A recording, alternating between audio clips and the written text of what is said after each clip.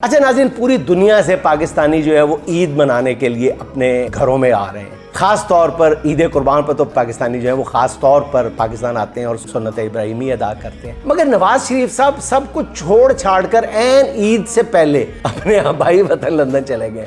उनके इस फैसले और इस मौके पर मुल्क से बाहर जाने के फैसले पर मुझे बहुत हैरानी हुई है कि उनकी बेटी पंजाब में हुक्मरान है, अब तो उनके बेटे भी पाकिस्तान में मौजूद हैं, फिर मियाँ नवाज शरीफ सबसे दूर लंदन में किसके साथ ईद मनाने के लिए चले गए हैं? कि क्या मकसद है? अगर आप लोगों को पता चलता है तो मुझे ज़रूर बताइएगा, मेरी हैरत कुछ कम हो जाएगी। या फिर उनके लिए ऐसे मजहबी त्योहारों की कोई हैसियत ही नहीं रही। अच्छा, लंदन पहुंचकर मियाँ नवाज शरीफ साहब ने अरसे से जारी चुप भी तोड़ दी है। उन्होंने भारत के खिलाफ जंग जीतने का क्रेडिट ले लिया, संबड़ियाल इलेक्शन की जीत को अपनी जमात की कारकर्दगी करार दी है। उनकी गुफ्तगू सुनकर नाज़रीन मुझे तो लग रहा था कि कहीं मियाँ मोहम्मद नवाज शरीफ साहब ये ना कह दें कि अरशद नदीम ने जिस नेज़े के साथ ये अभी एशियन गोल्ड मेडल हासिल किया है वो नेज़ा भी अरशद नदीम को उन्होंने बनवा के दिया था, या नेज़े की अन्नी जो है वो इत्तेफाक फाउंड्री में बनी हुई थी। बहरहाल मियाँ साहब कम बोलते हैं, लेकिन जब भी बोलते हैं तो उनकी गुफ्तगू जो है बहरहाल सुनने लायक होती है। मियाँ साहब 2 हफ्ते लंदन में क़याम करेंगे, उसके बाद सोचेंगे कि उन्होंने पाकिस्तान वापस आना है या नहीं आना, या कब आना है।